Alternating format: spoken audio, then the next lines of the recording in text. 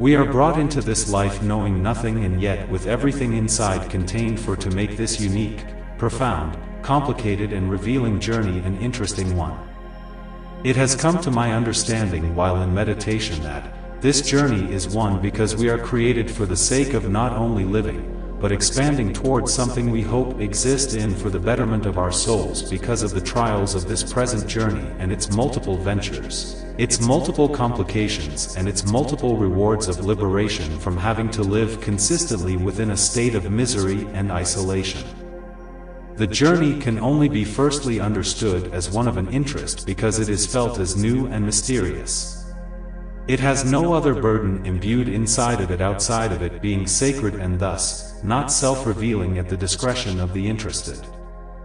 This is a journey plagued with a measure of time as it becomes more misunderstood and we live for a while and make accusations of what it is based upon our own personal desires and ideas or an established doctrine asserting to objectively identify this journey in its wholeness as what the formula and theology of prophecy asserts.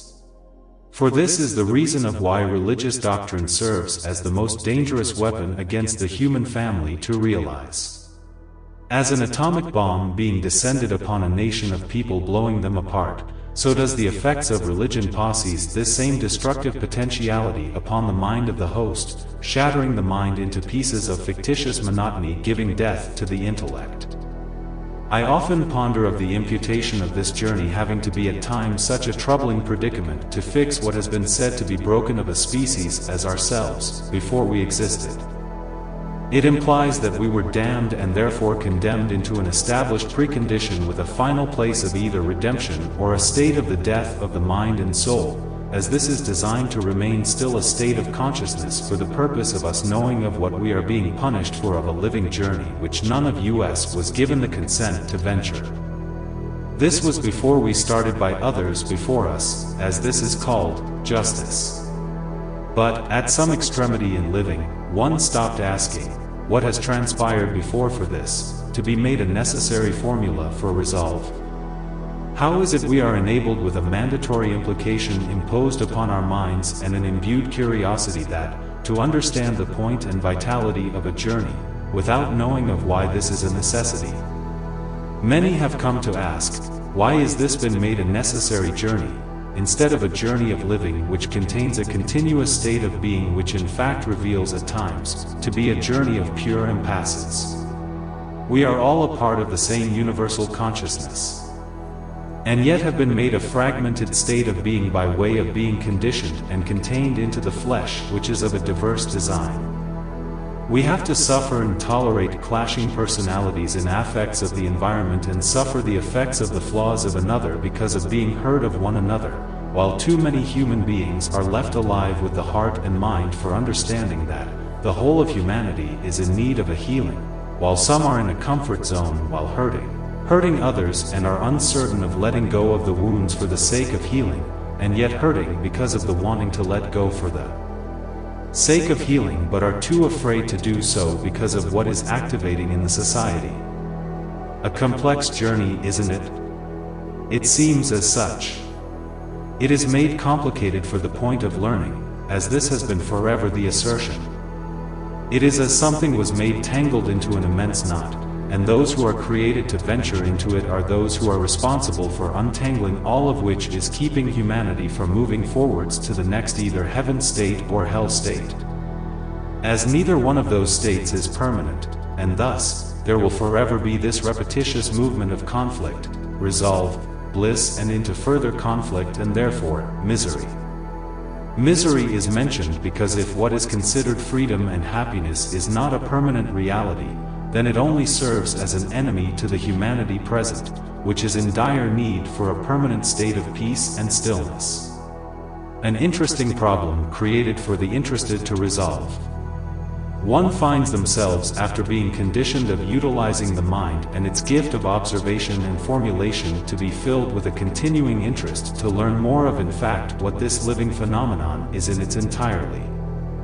The God or living conscious force which saw it necessary to create and manifest this reality we are living in, should be honored to see that very little of us are in fact participating in trying to locate the primary reasoning for being present.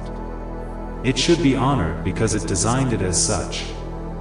It, the primary IT, should in no mistake perceive this because of intentionally creating a human being outside of itself, however limited because of being an extension of its origin.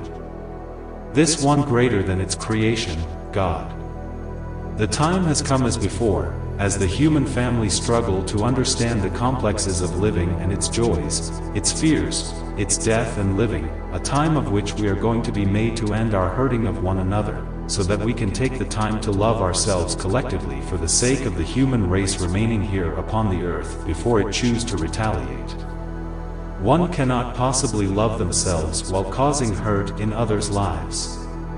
This is not a possibility. The earth was present before we were here, and Mother Earth will remain here, living and turning with life intelligence after we have either destroyed ourselves with our own hatred and lack of taking the time to heal ourselves so that we are able to help heal one another. We have to understand that we are hurting and of how we accumulated these hurts and of how to allow ourselves the time for the healing of the society. As with all of what we suffer, tolerate, the storm we share and create for one another as well as the joys and happiness, the most vital reality is to remain as what we were created, and that is to stay human beings. Stay human beings, and not of which we have been made to embody through this wicked political and religious formula which has mutated us outside of our true selves and have set us against the very core of why we are here as human beings precisely. It in turn has contaminated humanity itself. If our reasoning for being here was in fact war, then this would have ended a long time ago. But the state of tolerance in the world this day reveals that despite this society being made fragmented by religion, politics, race and gender, there is room for a resolve. There is room for a healing for those whom desire it in fact. This all depends upon our will to live in peace, to live in a complex world or in complete chaos as we are going at this present moment. Stay human. It is what we are made for. It's becoming more prevalent in these times that the social environment is overly populated with human beings who have internal challenges with themselves, they find difficult to determine alone within themselves. They acknowledge that they have problems with themselves that are incessantly overwhelming to the capacity they seem to possess a need to lean upon others, for their own aim for contentment through the act of accusing others of the creation of their own shortcomings. I find that when you are a human being who is learning of yourself upon a daily basis, because of the constant movement of the living journey and its inconsistencies, yes, because of the journey of evolution that is forever consistent and therefore growing, you find in accepting the constant inconsistencies of living, you are more able to maintain a sense of humbleness more than others who have not come to that state of being, because they feel the need to lean upon others because of not coming to know of how vital it is to embrace the non-permanence of life, of when one will come to accept that joy, happiness, and other pleasing designed feelings were not designed and imbued inside of the human being to fester forever. When they find themselves not able to maintain an ideology of themselves because of their habitual error of dependency, and they observe your state of being to being capable of being alone in your journey and secure in being alone, then to their perception, you have the problem, because rather they realize it, they have a misconception through seeing you through the same screen that they see themselves. They fail to understand that this is rooted in the fear factor. Never allow anyone or any group of people cause you to think or feel that you have a problem simply because you have been gifted with a mind which is able to perceive your journey to the capacity of which you are able to walk alone. For many centuries, the support ideology has in many ways have affected man and women's incentive to maintain the proper sense of dedication for the journey individually. Dependency is addictive and therefore dangerous. Be cautious of how you respond inside of when someone tells you that you have their support in what you have been placed upon this earth to fulfill. Your love and dedication of your gift is enough. Do not look for any responses of gratification outside of yourself, no support system outside of yourself, no admiration and no encouragement from anyone outside of yourself. Admiration is the daughter of envy, and praise is the root of betrayal. Be not consciously dependent upon anyone for anything for inspiration. Die to all of that, because it has no meaning in fact. Be not attached to others' impressions, point of views or thoughts and feelings in regards to what you are doing. Do not be dependent upon others to validate that you are dedicated to what you know you need to do for your journey.